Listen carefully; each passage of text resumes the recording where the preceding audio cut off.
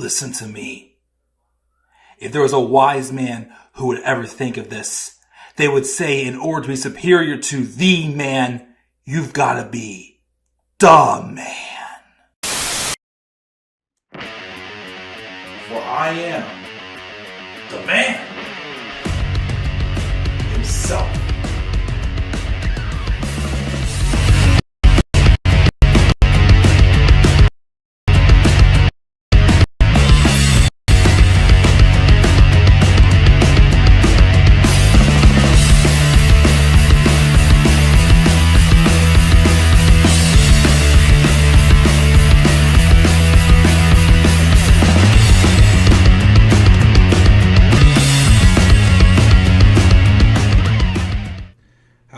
Guys, it's Monday. You know what that means. Well, not quite consistent for this stream, but what is going on, guys? How y'all doing? This is the Club of the Man 1993, and we are here live tonight, Monday night, before Monday Night Raw, which will be the first 2-hour edition of Raw since 2012. 12 years, and it'll be the first ever 2-hour edition of Raw for me. It's going to feel weird when it's 10 o'clock and the show ends on a Monday night. I'm not going to be used to that. But anyways, before that happened, we're going to talk about Bad Blood, which I got to watch yesterday. I wasn't able to watch it Saturday because I was busy all day. And I caught up yesterday with Bad Blood 2024. So I'm going to review it now before I go upstairs and watch Raw.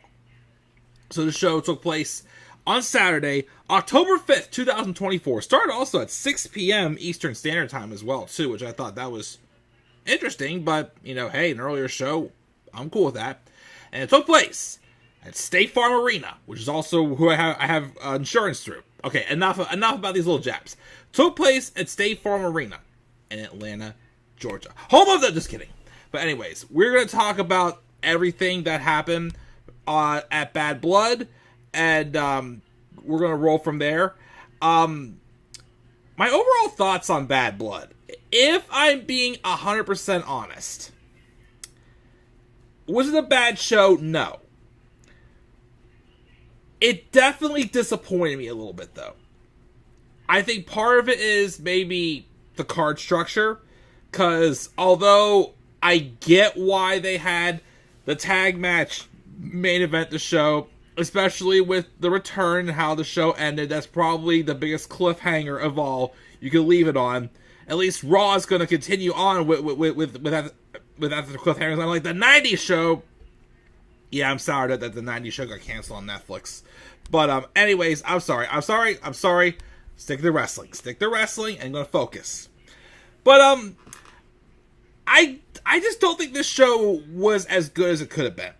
Was it horrible? No. The Hell in a Cell match, though, and the return did save it from probably me giving one of the lower grades I've given the WWE pay-per-view all year, which still probably would have been, like, decent or solid, but I gave it good. I gave it a B. And I feel like that's being a little bit generous. But I feel like between the Hell in a Cell match, all the matches weren't bad. I mean, you'll be surprised at which one was actually my least favorite of the 5. More so because of the finish. And I'm going to kind of rant on the stipulation just a wee bit. And also, too, I did feel like the wrong team won the main event. I do feel like the wrong team won the main event. And it kind of hurt my excitement for War Games a little, if I'm being honest. Because now I feel like War Games is kind of pointless. Based off of how the results of the main event went. But, of course, the return at the end of the show, of course, you know, like, not gonna knock on that. But where we go from here, I don't know. So, we're gonna talk about, you know, all this happening, and also an announcement that Triple H made. And also, we had a post-show heel turn that happened that was not recorded by any WWE officials. It was just camera footage that was floating around social media. So, yeah, there is a good bit to talk about, but again, we're going to get started now. That way I do finish up before Raw and eat food and get to bed, because I was tired most of the day for some reason, and I went to bed at a decent time last night. So that's why I have my Coke right here. But let's get into it. First, let's check our live chat here. And we got Tyler in the live chat. Thank you for joining me as always, Tyler. And by the way, also, I do apologize. First off, thank you everybody again for being patient with the internet issues. I was not able to do my preview for Bad Blood live because last week I was having internet issues. Luckily, we think we fixed it. It was, in fact, probably just an old router that we had, so we got a new router. And things have been good since, as far as the router goes. And also, yesterday, when I did do live reactions, my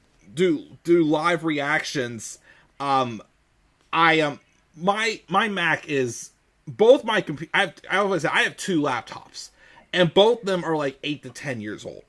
I'm surprised they still work as well as they do. But obviously, the Mac especially, I've always had on charge. So whenever it comes unplugged, it's super sensitive, and it doesn't take too long for the battery to die whenever the charger's unplugged. And I didn't notice, but one of my animals knocked the charger off during that live reaction stream, and my battery died. So that's why there's a part 1 and a part 2 of my Hell in a Cell live reactions. Which, again, I apologize for that, but definitely check them out if you can, because it was a fun match to react to, of course, for sure. But also, yeah, get back to the live chat, because I mentioned Tyler, and I want to get to his comments. He said, "Hi, Mike. It was cool to see Goldberg and other WCW legends." Yeah, but they teased something with Goldberg. And all due respect to Goldberg, I respect him, Hall of Famer, and all that stuff, but we don't need to have him have another match. I'm sorry, we don't. I respect him, again, but no, please. Tyler said, "I'm still not watching the Vince documentary. I am about to start episode 3. I did post episode 2's review, and it did premiere about 2 hours ago. And yeah, it didn't take too long for Vince McMahon to reveal himself as a scumbag, basically, as I said before. He does not like the idea of the world titles facing off for a champion at Crown Jewel. We will talk about that. He just wants Charlotte and Becky come back. I'm thinking Charlotte, maybe both around Royal Rumble, maybe. I'm thinking possibly. Robbie said, "Hey Mike, did Bianca's wishing Bayley good luck seem awkward? Not in terms of a scripted promo, but more hesitation from Bianca giving..." Yeah, that's right, I forgot about that.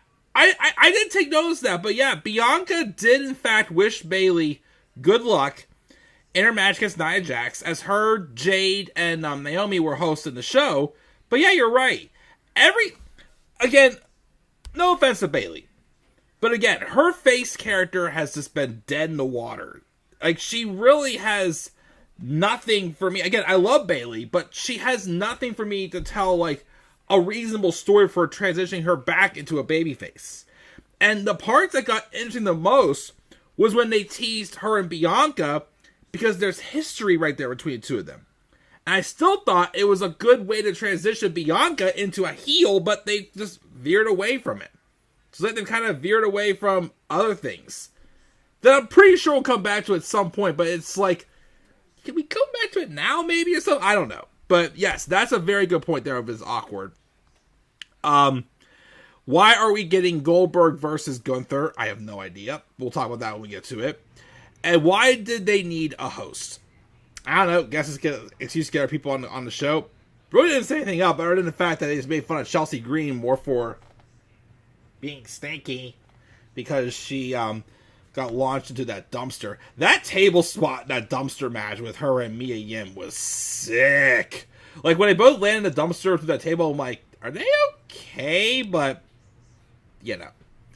But yeah, thank you guys. Again, we got Tyler, Robbie, and Wrestling News 365 all in the live chat. Please make sure, guys, keep your thoughts going. I will definitely read them later on in the stream. But I am going to rock and roll and get into it, because we do have a good amount to talk about.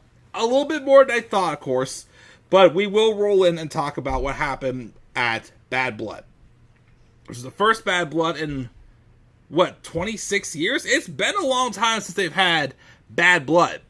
Of course, one thing I do like is that we did, in fact, get some blood, mainly in the first match, as they promised.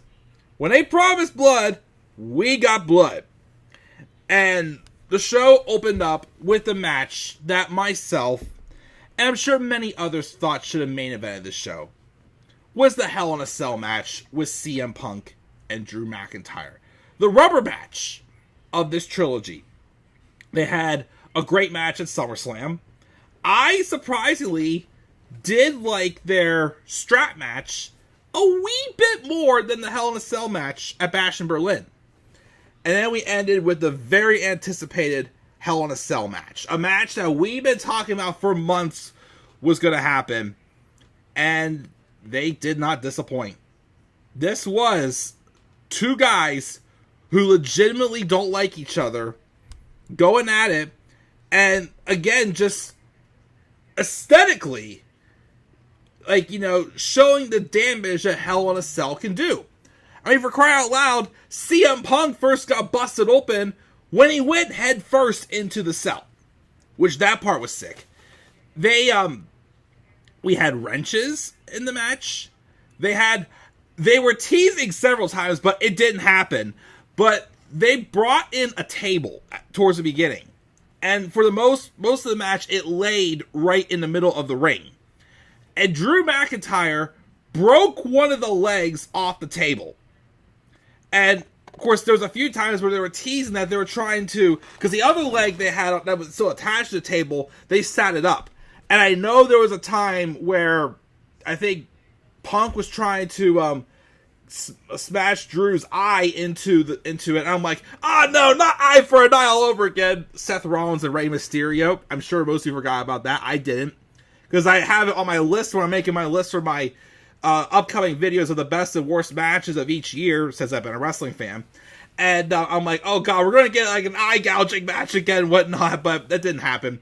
There was, I think, the time or two where it looked like they were teasing like Punk doing like a top rope maneuver to like run his knee into McIntyre. There were several times I thought somebody's eye was going into that leg. Even also, there was a part, again, when Drew ripped the leg off, that other leg off the table, there was like a pointy spot there also. I thought he was literally going to try to stab Punk with that pointy spot. It was that crazy.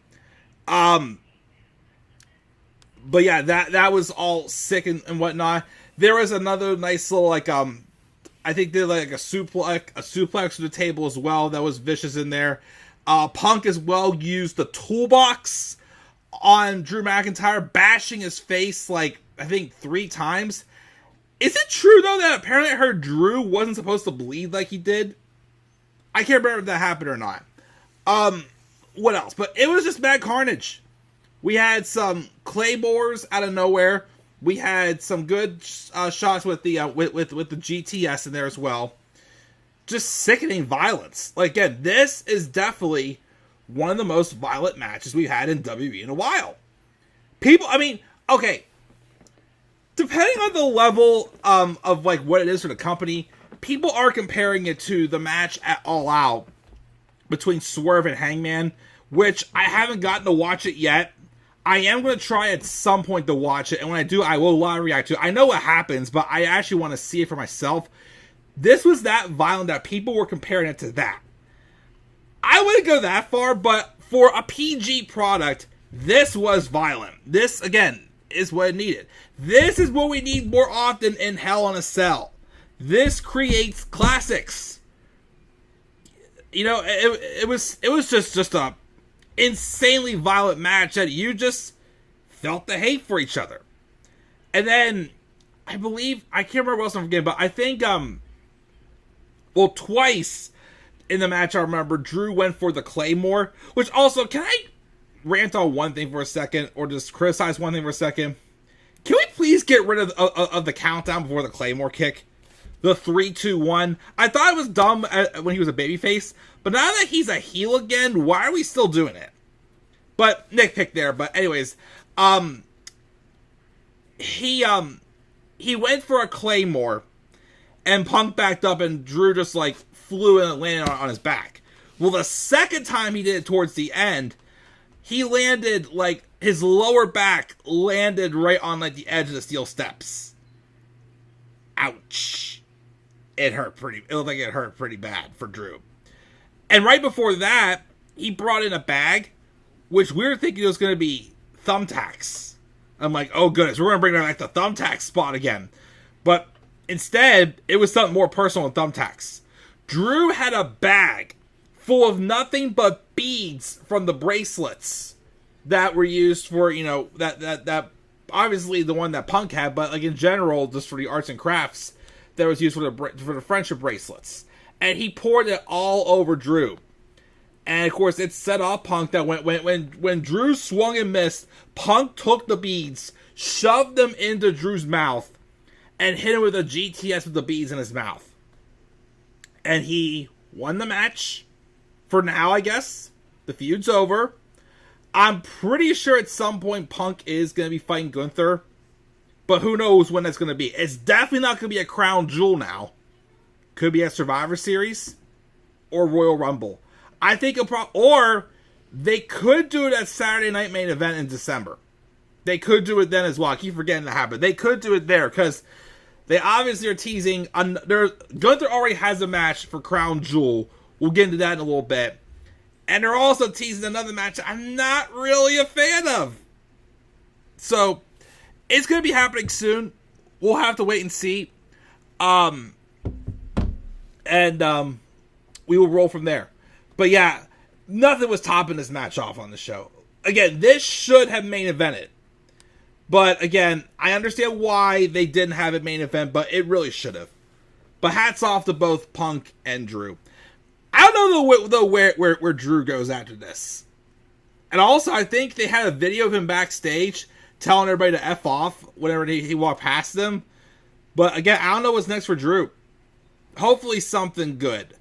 We'll see, though, where he goes. So, just I keep an eye out. Heck, he could. I know he's facing Xavier Woods, but maybe since there's history and Drew has some victories over him, maybe have him feud with Jay for the Intercontinental title. Although I am hearing rumors that apparently the plan is for Jay to eventually... I heard Jay is supposed to eventually drop the Intercontinental title to Dominik Mysterio. Which, okay, I'm not against that, especially if they're going to keep the heat on Dom and Liv, which is, I think you got to get more mileage out of that for sure. I get it. Give Jay still a little bit of time with that IC title, though. But we'll see where that goes. But yeah, Punk is definitely going to be fighting Gunther, and then he'll be fighting Seth at WrestleMania, which I cannot wait for that feud and hear how personal things are going to get. That's going to be awesome.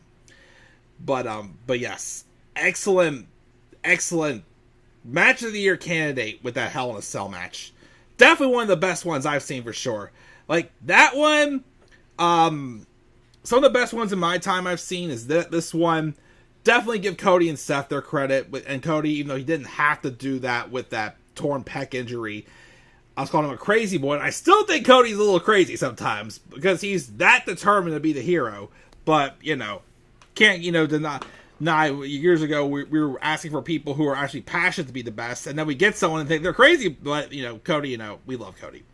Also, I think another Hell in a Cell match I think doesn't get enough credit sometimes is the one in 2017 with the New Day and Usos. And that Hell in a Cell match, that was awesome. But we are going to move on here though. But that was great opener, but should have main evented the show. And also too, it was like the 27th or 26th anniversary of the first Hell in a Cell match, so, but, whatever. Great match, definitely a match of the year candidate. The following match that followed the show, that followed this, was Nia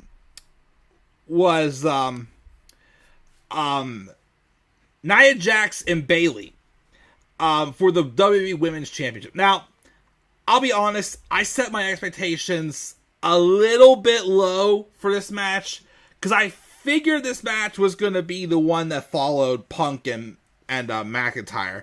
And I figured this was going to be probably like the least hype match on the card because they needed like that kind of a cool down match.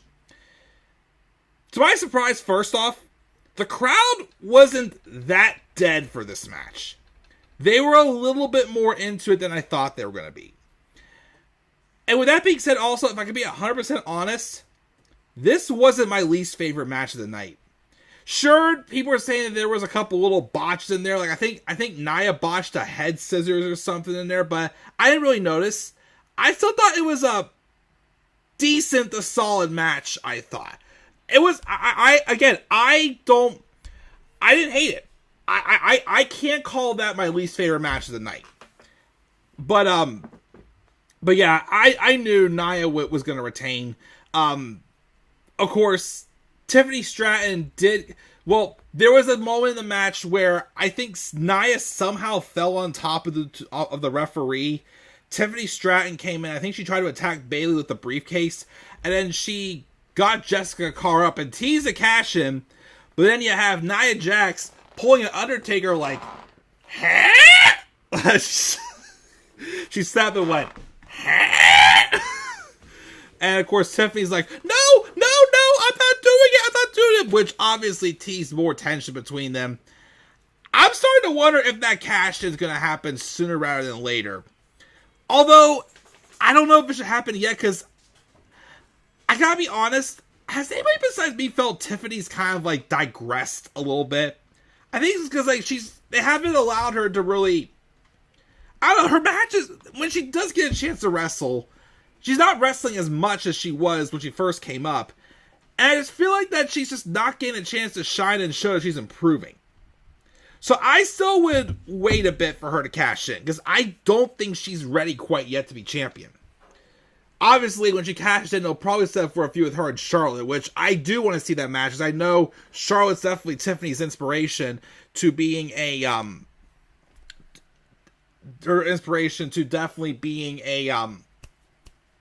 what's it called now? I can't remember what it's called.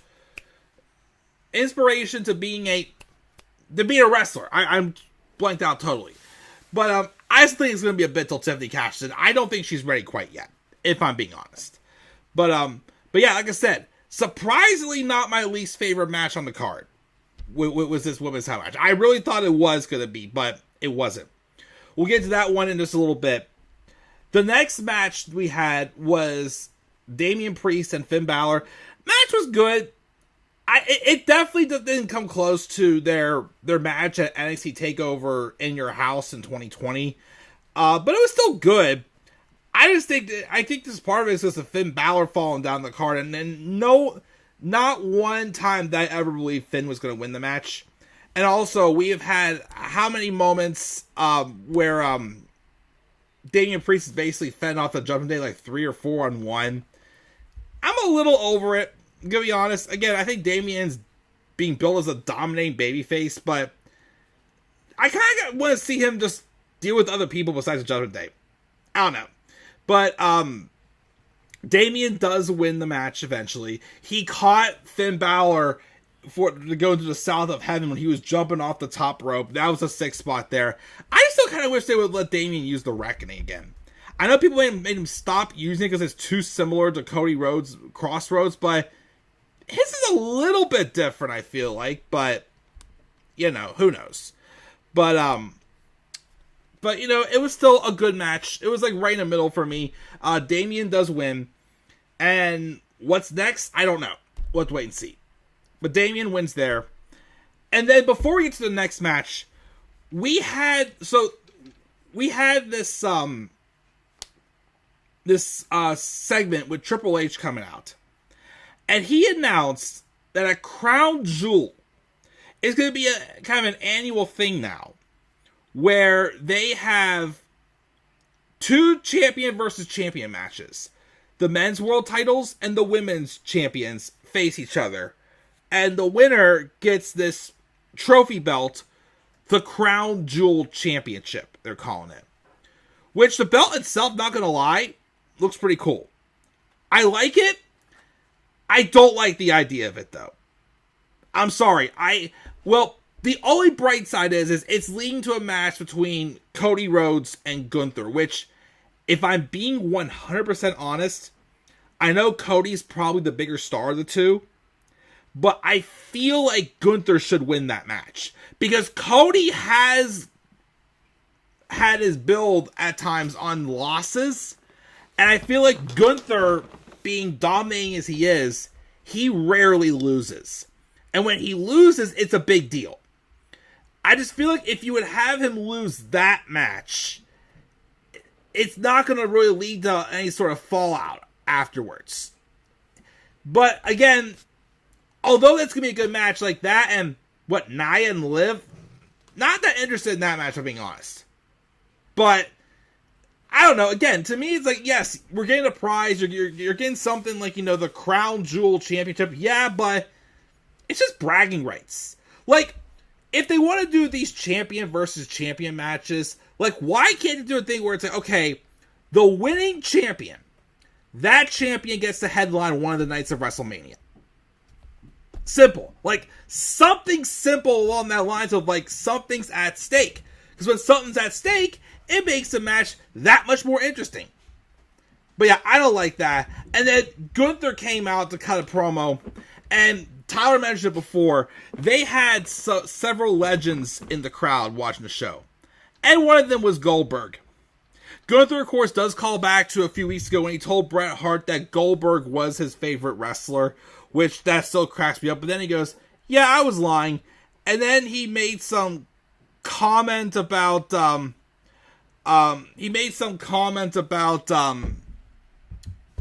what's it called? About how he's not, he hopes he's a better father than he is a wrestler or something like that. And then Goldberg took it personal, jumped the apron, and now they're teasing the match of Goldberg and Gunther. And again, like I said before, I'm sorry. I am so sorry. I have nothing against Goldberg. He's a legend. He's a Hall of Famer. He's earned it. He does not need to wrestle again. Every match he has been, well, okay. The matches, like his series with Brock in 2016, 2017, fine. I was okay with his squash match he had with Dolph Ziggler at SummerSlam in 2019, was it? And I didn't get to watch, but I heard the Crown Jewel match he had with 2021 with Bobby Lashley was actually good. But other than that, all of his matches have sucked. Go back and watch him and Undertaker, Super Showdown. One of the worst matches I have ever seen. Even his last match he had with Roman, it was what it was, but I didn't care for it either. And plus two, how's his match is going to be special if all he does is comes in to put people over in title matches? He's got to have some non-title matches here. And I highly doubt Sami Zayn's losing on Raw tonight. I highly doubt they're taking the belt on off Gunther this early. I really do. So, like, what's the point of him coming in if all he's going to do is get title shots and lose every single one of them and botch something else up? Because I'm sorry, he just doesn't have it anymore. I respect Goldberg. He's deserving of being in the Hall of Fame. Everything. But I'm sorry, I don't want to see him have another match. I really don't. Maybe, okay, if he would have gone to AEW and had the match with Wardlow, I would have maybe been okay with that. Wardlow, though, I think Wardlow, though, once his contract expires, he's coming to WWE. So, okay, I'll maybe give that an exception. But no more title matches for Goldberg. If you really, really want him on your show, keep him out of title matches. Please. Please just keep him out of title matches. I beg you. But there's that. Alright. The next match. This next match, believe it or not, was my least favorite match of the night. And honestly, I didn't mind it. Until things with the stipulation just got weird. So, we have Liv Morgan, Rhea Ripley, for the Women's World Championship. Dominik Mysterio is stuck in a shark cage. First off, this is only like the fourth shark cage match I have seen. Out of the four of them, there's only one that I actually liked. And that was the one with Kevin Owens and Roman Reigns at Rumble 2017 with Jericho in the shark cage. The one they had with Big Cass, Big Show, and Enzo, hated it. Carmella and Asuka, James Ellsworth in the shark cage, hated it. This match, although it was better than the last two, I didn't like how the stipulation... I don't understand this. So, first off, before... I'd say the match was okay until Dominik got the shark cage door open. Which, I'm like, how did he get it open? Didn't they lock it? My wife says she thought she saw... Because before the match, Rhea Ripley had, like, toilet paper with Dom's face on it. She thought that she saw them put the key or something like that inside the toilet paper. I think what she said she saw. I don't know, but Dom just easily opened the shark cage door. How? I don't know. And then, first off, they're also emphasizing Dom's fear of heights.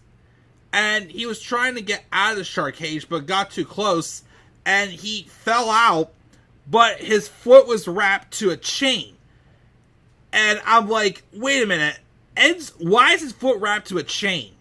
Because, remember, Enzo escaped the shark cage in 2017 by putting oil all over him, and he slipped through the cage and jumped out. But he wasn't locked up then. I don't think Chris Jericho was, and I think Ellsworth just got his foot caught in the door or something like that when he fell out of the cage. And then Asuka basically just beat the crap out of him like a freaking pinata. God, that was so bad! This wasn't bad, but again, I was confused. I'm like, wait, what's the point of him being in the shark cage if his foot is locked up to be either way to begin with? That part confused me. And then, well, before that, like I said, the match wasn't bad, but most of it was Rhea kind of like taunting Dom. I think she even gave Liv like a riptide or something. And then this didn't make sense either. So before we got to the finish, Rhea Ripley walked over to the official. And she said, give me 1 minute, I gotta take care of this, then I'll finish it. Okay. Huh? Like, since when are the wrestlers allowed to ask for exceptions? Like, when she stepped out of the ring, no offense, the rules are you get counted out to 10. But Rhea grabbed the kendo stick. She went over to Dom, who was hanging from the shark cage, with his foot stuck in the whatever you want to call it, the cuff, whatever it is. She takes the pinata. And I still remember, Robbie, if you're still here, I still remember when we did our best and worst of 2024. You said something about grab a stick and hit and start whacking at the James Ellsworth pinata. Well, this time Rhea Ripley was whacking at the Dirty Dom pinata because she grabbed the kendo stick and went, "Happy birthday to me," and she started whacking Dominik Mysterio with the kendo stick like he was a pinata. Which, again, if it would have been like some other way Dom got stuck, like, okay, I would have accepted. But like I said, I understand, like, wait, why is Dom hooked up to like a foot cuff or like a foot chain or something like that when he was already inside the shark cage? And why wasn't the cage door locked? Like, I'm sure not everybody who's locked in a shark cage is afraid of heights. But just the inconsistency of the rules there. And then, now I'm not sure who goofed up here. I've heard two different stories with this. But then, out of nowhere, and I was saying in my preview, like, somebody else, because I didn't think Liv was gonna lose the title yet. I'm like, somebody else that we're not gonna think of is gonna help Liv. Who could it be? And I totally forgot about her. But Raquel Rodriguez returned, and she attacked Rhea Ripley. And first off, Liv Morgan and Raquel Rodriguez were tag team partners, so they have a little bit of a history there. Nothing major, but it's something to work with there. And didn't Rhea injure Raquel back when Rhea was a heel? I can't remember, but it was good to see her back, because Raquel, if you not been known for about a year now, because she was gone for like 4 months, came back after Rumble. She was in the women's chamber, but then went away again. I forgot, she had some very rare sickness, and she seems to be fine now. But yeah, she came back as a heel and attacked Rhea Ripley, And I guess the original finish was Raquel was supposed to cost Rhea the match, and Liv was supposed to pin Rhea. Because Raquel attacked Rhea, then she threw Rhea back into the ring, and then she pulled Liv over top of Rhea for the pin, but at that point, the referee had already called for the bell as for a DQ because he saw Raquel attack Rhea. And of course, Raquel just awkwardly pulled Rhea off and decided to start pull Raquel off of Liv and just started. Raquel pulled Liv off of Rhea and started celebrating. She had like a very sad look on her face because she realized, something got screwed up here. So, I've heard two different stories. I first heard that Raquel came out too early, which is why the referee saw her. But then I heard the referee was somehow supposed to get distracted and he missed his cue or something too. Like, I've heard two different sides. So I don't know who screwed up, but that between that botched finish and because the referee saw it, they had to call an audible and do a DQ finish. So I guess that means because that they're extending the feud with Liv and Rhea, but I'm pretty sure Rhea's going to have a couple matches with Raquel probably in the meantime, because Raquel's now Liv's muscle, which I will talk about that when I do my turn alert for Raquel. Don't know if I'll get to it tonight, but I'll get to it at some point this week. But yeah, between that and then I'm just so confused about the shark cage. Like, again, why wasn't the door locked? How did Dom get it open? Why was his foot still stuck to a chain when in the past not everybody's foot was?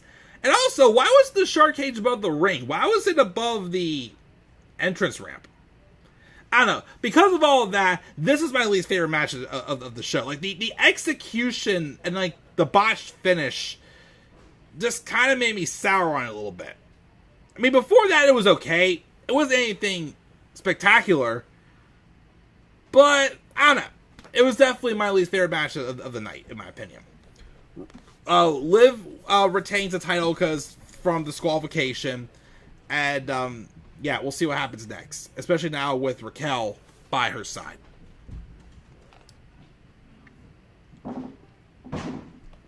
Alright.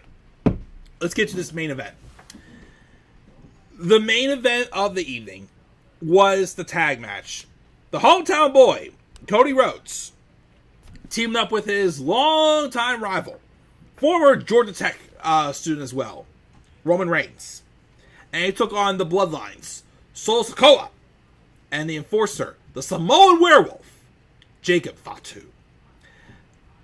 Outside, of course, of what I'm going to kind of like get into here, the match was fine. These four are definitely great in the ring. All four are main event caliber stars.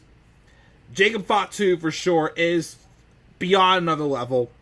I think a match with him and Roman Reigns is in the works for sure. I don't know if they'll do it yet or if they'll wait for a little bit, because I really thought they were going to have the Bloodline win here. But before I get to the finish, of course, let's talk about a few things happened in the match. I like at the beginning how Roman and Cody couldn't really decide who was going to start the match. They basically were just kind of going off the crowd reactions for the first few minutes, like tagging each other in and whatnot. Because keep in mind also, this was Roman's first match since WrestleMania. And he even kind of embraced the crowd reacting to him. And he even made fun of Solo one time because the crowd was chanting Solo sucks. And then the crowd was chanting OTC. And he's like when Roman Reigns is just trashing or doing his facial expressions, it's hilarious. But again, the match was crazy. I know there was a spot where Cody took out Jacob Fatu with that big splash he did from the ring post through the announce table. I know that was crazy there as well. Roman was about to beat Solo, but then out came Tama Tonga and Tonga Loa, who were trying to attack Roman. But then out of nowhere comes a hooded figure who crawled out from underneath the ring. And sure enough, it was also somebody who we haven't seen since WrestleMania, because I think the last time we saw him was the SmackDown after WrestleMania was Jimmy Uso. Jimmy Uso made his return, and he attacked Tama Tonga and Tonga Loa off the distraction with Solo getting distracted. Roman speared Solo, and Roman and Cody got the win.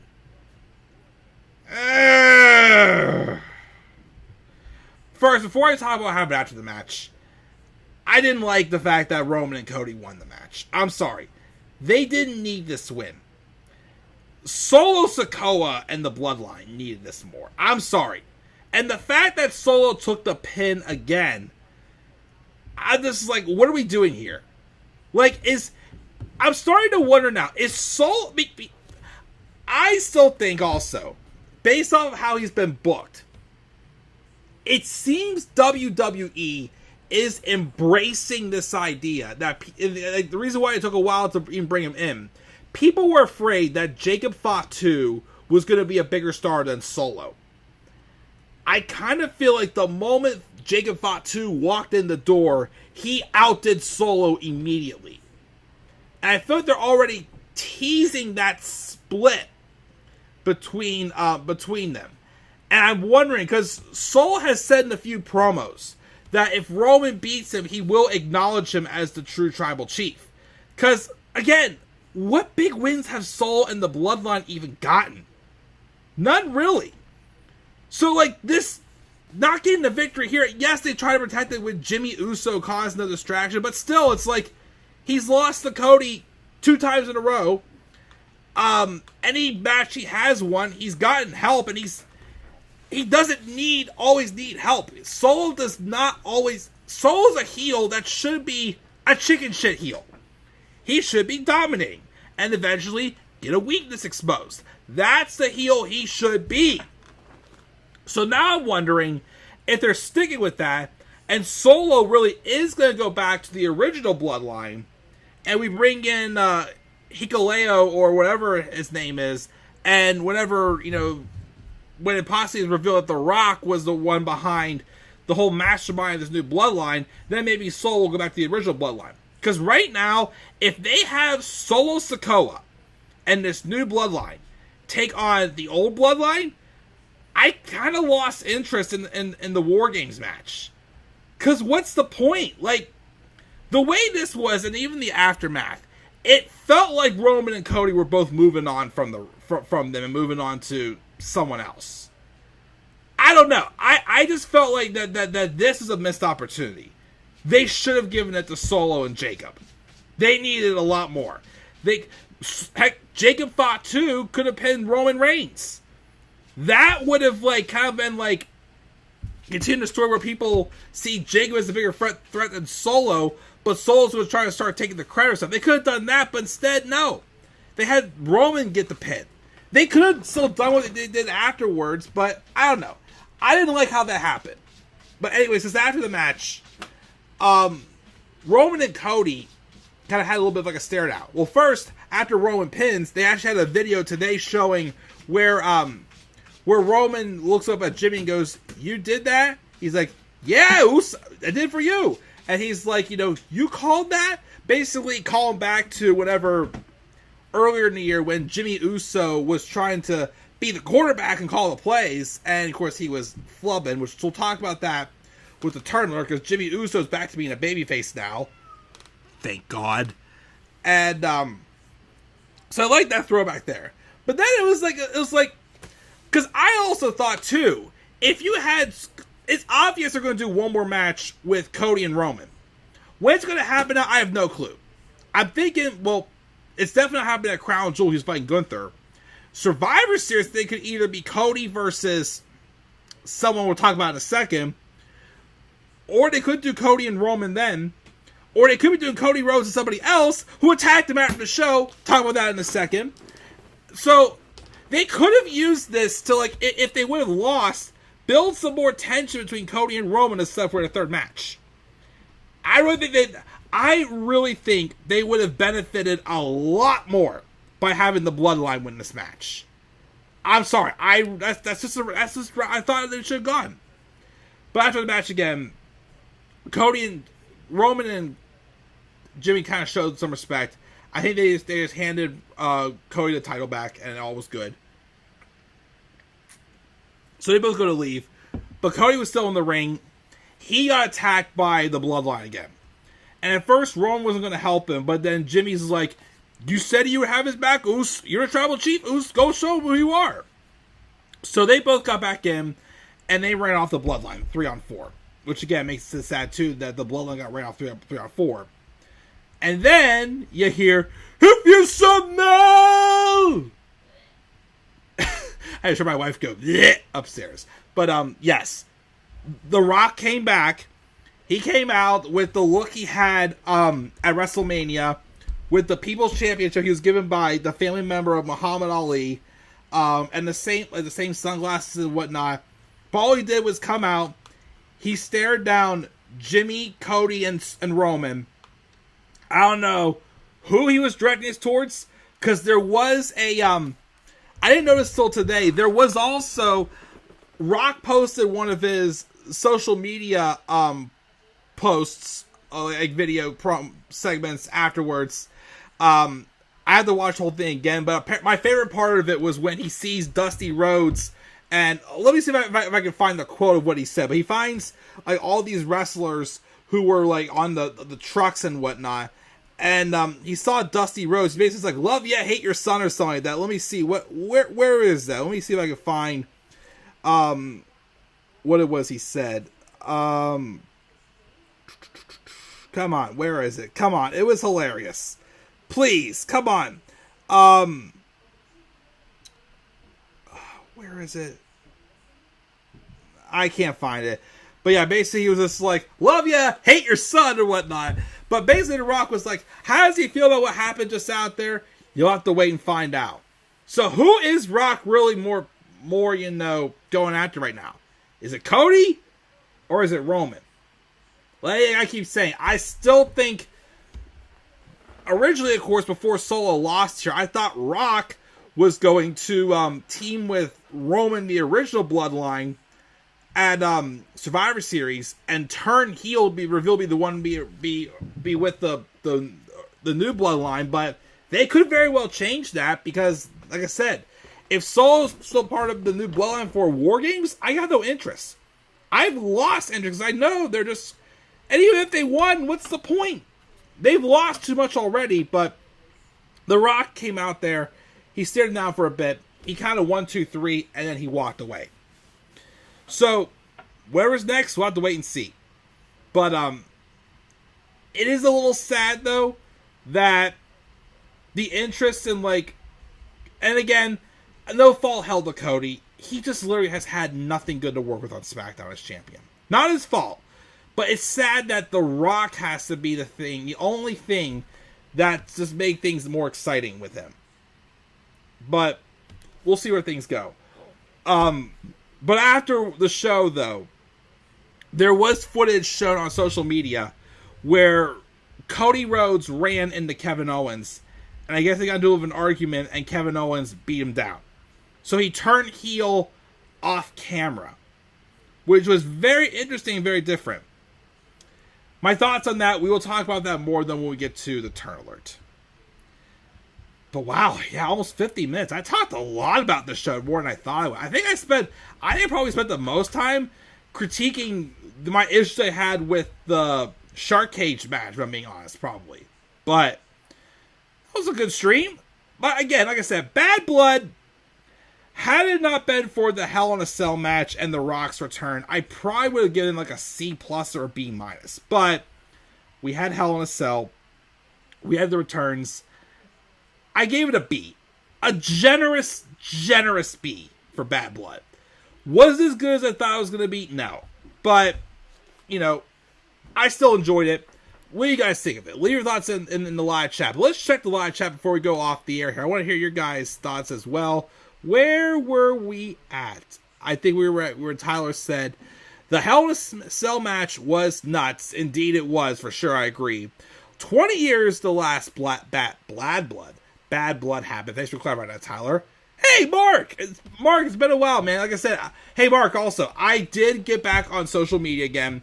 My handles are the same again. Twitter is the Club of the Man 93. TikTok and Instagram is the Club of the Man 993. I've been trying to find you again and to follow you again on social media. Make sure you follow me again, Mark, just so we can catch up again. But yeah, thank you for coming back, Mark. It's good to see you. How have you been? How are you? How's the family? Again, family's great. Again, next month we have our first kid coming, and it's lots falling into place right now with it, so everything's looking great. So I'm excited for it. We have that. He asked about when is Tiffany going to cash in. I did talk about that. With Jimmy and the final boss back, SmackDown is going to be interesting for sure. Yeah. Tyler also agrees and says how Tiff is not ready for that spot. I do agree. I think she needs to kind of get that mojo back she had at the beginning of the year back. Tyler's two favorite matches were the Hell in a Cell and the tag team match. Good choices. Liv and Nia is going to be a dumpster fire. Yeah, especially for it being for like a champion versus champion bragging rights. Like, I'm sorry. Like, again, Nia's gotten better. Liv, again, is just more meant for like a character gimmick. I don't think it's going to work, if I'm being real. Mark didn't like the new title. He thought it was stupid because it's like the greatest Royal Rumble title never to be defended, and where are these women mid-card titles? That's true, yes. Why does Goldberg have to come out of retirement? You don't see Kurt Angle or Undertaker coming out of retirement. Exactly, I agree. And the thing too about Goldberg I always say is, when Goldberg came back in 2016, he just always mentioned how he didn't like what he was doing in WWE before, and he wanted to come back kind of like erase that bad taste.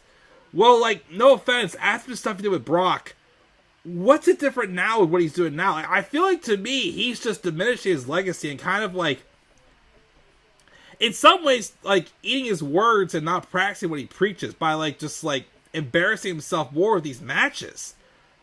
He doesn't need to do this. He really doesn't.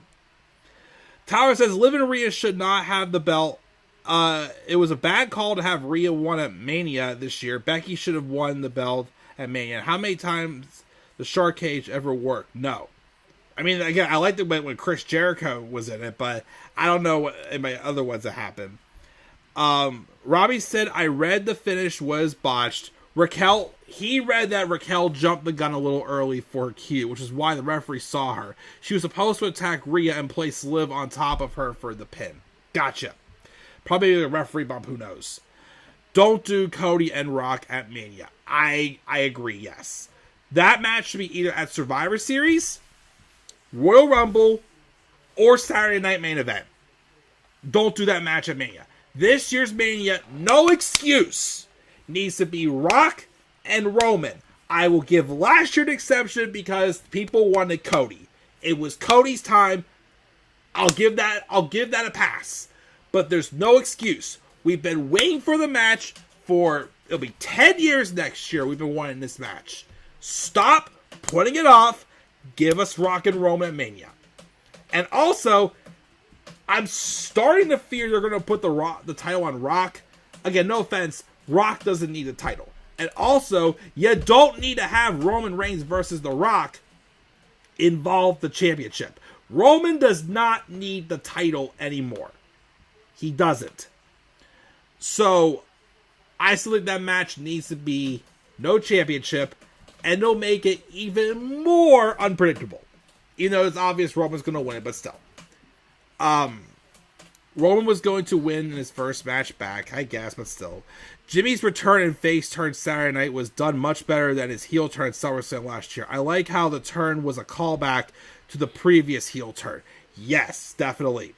Did you mention Nia Jax doing the Undertaker sit-up when Tiffany attempted to cash in? Yes, I did. She literally sat and it was went, whenever she sat up like Undertaker. Oh, that was hilarious. Robbie finishing what The Rock said to the poster of Dusty on the truck. He said, and right here, The Rock's hero, one of The Rock's heroes. I love you. I hate your son. I love that part in that. Mania 41 should be Roman and Rock. Yes, I agree. Cheers again to WWE for preserving history and keeping the event as Bad Blood and not Bad Acidic Liquid. Oh, God. Oh, God. I still remember when they called it that with the Bray Wyatt and Finn Balor feud. Rest your soul, Bray, but God almighty, poor guy. But yeah, Acidic Liquid. I forgot about that. Yeah, Bad Acidic Liquid. Or maybe it would have been Acid Acidic Liquid. Or, Acquaint Liquid Liquid. I don't know. It would have been something stupid. Like, Great Balls of Fire. Although, again, that was actually a great pay-per-view. Hated the name of the advertiser for that. Hashtag WWE Balls. Ah, man. The Fallen Soul 99. Welcome to the stream. Does this mean Sting along with The Rock is still over? Kevin Owens turns heel off screen was really interesting. Like, it's something new. Oh, yeah. I'm not upset that they did that. Which it kind of, like, leaves you wondering, what did happen? But yeah, we'll have to wait and see. I'm pretty sure it was the fact that because, Cody was cool with Roman afterwards. I don't know. We'll have to wait and see. But yeah, very interesting they did that. Because again, I guess it's a way to get people talking on social media. So we'll have to see what happens when they talk more about that on SmackDown on Friday. And I'll talk about it more when I record my Kevin Owens turn alerts as well. I have 3 more turn alerts to do. 3 more guys. Raquel, Jimmy, and Kevin. Keep me busy here for sure. Tyler hopes to see Goldberg in 2K25 in a few months, I hope. Yes, if you want to put Goldberg in a video game, God bless you. Because we can make Goldberg matches better than what they are on TV. No offense. And hashtag WWE Balls, hashtag Big Ass, because of Big Ass is head blocking it. And hashtag, okay, I think you meant to say hashtag Eat Balls, because there was that thing where Sasha blocked off the GR for Great Balls of Fire. It looked like it said Eat Balls. But I thought first it said Eat Bella. I'm like, we're not eating Brie Bella here. Or Nikki Bella. Or whatever. The Garcias. Whatever they are. By the way, thoughts and prayers said Nikki. Hopefully she's doing okay. Because I did hear she's dealing with some issues with her husband right now. So, hope to God she's okay too. And Tyler's laughing saying, Bad Acidic Liquid. LOL. Yeah, nah, man. I still remember when they called it that. I still get phobias every time occasionally I hear local medical facility. I don't know, who knows. Oh, and also, I read something today also where apparently the, for an injury of the AJ Styles. So a couple days ago I heard that the injury angle was supposed to be a work. However, I heard the first spot they showed where he did like the moonsault land on his feet was supposed to be where he sold the ankle injury. But that spot where I think he was trying to do the fireman's carry on Carmelo Hayes, and he kind of like straightened his leg a little bit, that was supposed to happen. So I still hope AJ didn't get hurt in return. That would suck for sure. And Tyler said he will pre-order 2K25 in a few months on his PS5. Nice. I haven't played my Switch in ages. I really need to play it more often. Well, for Christmas, though, hopefully I'll get one of those devices where you can actually record video games on the Switch. Hopefully that'll be my way to try to start playing my Switch more again. Because I do enjoy my Switch, I really do. Also, they're coming out with the new Mario Party this month, too, which I'm excited about, too. But, we'll see. But I didn't want to cut it here, guys. This was definitely a lot longer of a stream than I thought it was going to be. So, yeah, thank you guys again for being here live with me. Like I said, I apologize I didn't get to do the preview live. But, guys, I had internet issues last week, but those are fixed now. Yeah, we're now on the road to Crown Jewel. I'm thinking with how November's going to be for me. I am thinking about maybe doing both my Crown Jewel and Survivor Series card predictions this month. Well, Crown Jewel's got to come first, but I might just get Survivor Series over with too. But gotta think about that card for a minute also. I may watch Wrestle Dream next Saturday. Because, of course, it could be Bryan's final match. I do have a video, though, how I'm not sure how I feel about Jon Moxley, though, being the one to possibly end Bryan's career. So I might do a video on that this week if I get the time. Again, all video game Let's Plays are on hold until I get the last, get Mega Park done for Roller Coaster Tycoon. I made some good progress with it last night. So hopefully I'm almost done with the recording step, but that's just taking a lot longer than I thought. Once I get that done, I will get back to the Spear of Destiny Ultimate Challenge Let's Play, and maybe some other games as well, along with, of course, my baseball highlight videos I'm making right now. But like I said before a few weeks ago, starting after Crown Jewel, I'll be taking a break from Raw and SmackDown reviews for the rest of the year. I will still do reviews for the pay-per-views, which of course is Crown Jewel. I will do a review for Survivor Series, but again, as far as a preview for Survivor Series though, that's up in the air because that's right around the time when my wife's due for our first child. So I may not get to a preview, but I will review Survivor Series at some point. Maybe I'll review Saturday Night Main Event. I don't know yet, but like I said, up until either I will start back doing Raw reviews again at the beginning of January if things are going, swell with settling the kid and whatnot. Or I may wait till closer to the Rumble because I do have my yearly business trip in January again. So I may wait till I get back from there afterwards. And maybe the first review back, maybe I'll do something like what I did when my channel disappeared for a few months. Maybe I'll do a video where I kind of like recap what all has been going on with Raw over the past couple months. Maybe I'll do that, we'll see. But like I said, I want to just take the holidays to still do YouTube, but not like structured during that time. It's the holidays, my kid will just be arriving. I just want to make sure, things go smooth and whatnot, and, be a great husband and a great dad as well. So as always, guys, I appreciate your support, guys, as well. Some of you guys in the live chat right now are definitely people I truly consider friends, and I appreciate everything you guys do and support for the channel and the patience you have with me, especially since, again, this is just for fun, but I try to put on the best content I can. And streams like this are the reasons why I still continue to do it. I wish I could live stream more often. Like I said, the uploads don't take as much time. Oh yeah, of course, too, keep forgetting. I am continuing on also getting the Vince McMahon review series.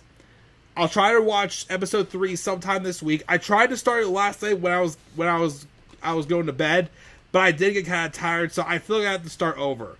I know what kind of happens at the beginning. They kind of start talking about women's wrestling a little bit at the beginning of episode 3, but I'll start over with that and get back to it. But that's all I gotta say, guys. Again, slap a like on the video, subscribe more content to my channel. I gave Bad Blood again a B. What are your guys' thoughts on Bad Blood? Follow me on Twitter as well, the Club of the Band 93. Follow me on TikTok and Instagram at the Club of the Band 1993. Again, please always make sure as always continue to support the channel, and I'll catch you guys all later. So have a great rest of your night, guys. Enjoy Raw in 15 minutes, and do not forget, in order to be superior to the man, you've got to be the man. And for I am the man himself. And that is not just an opinion, my friends. That is a fact of life. Yeah!